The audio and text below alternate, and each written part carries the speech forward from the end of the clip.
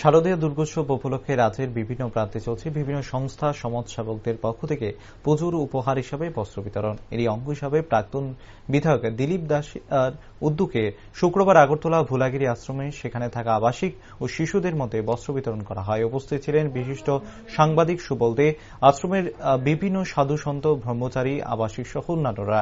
পরে সংবাদ মাধ্যমের মুখোমুখি হয়ে প্রাক্তন বিধায়ক দিলীপ দাস বলেন, এই আশ্রমের পক্ষ থেকে সবসময় বিভিন্ন প্রকারের সামাজিক কাজ করা হয়, তার মধ্যে বস্ত্রদান এবং অন্যান্য কর্মসূচিতেও রয়েছে।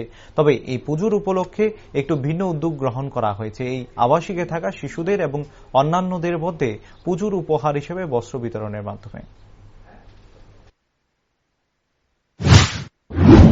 এটা হচ্ছে আমরা দেখতে পাচ্ছি যে বিভিন্ন দিকে অনেকেই অনেক রকম ভাবে অনেক বস্ত্র দান করছে।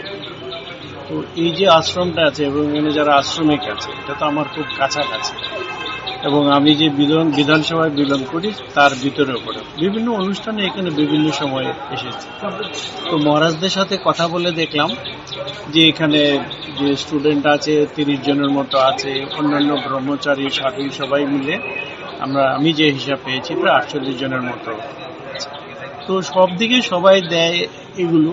আর এই আশ্রমের পক্ষ থেকে আমি দেখেছি যে ওরাই বেশিরভাগ সময় দেয়, বিভিন্ন জায়গায় বস্ত্র দেয়, তারপরে হেলথ ক্যাম্প করে এই যেটা আছে ভুলাগিরি আশ্রম, এখানে তাদের নিজেরই একটা দানের পরম্পরা আছে।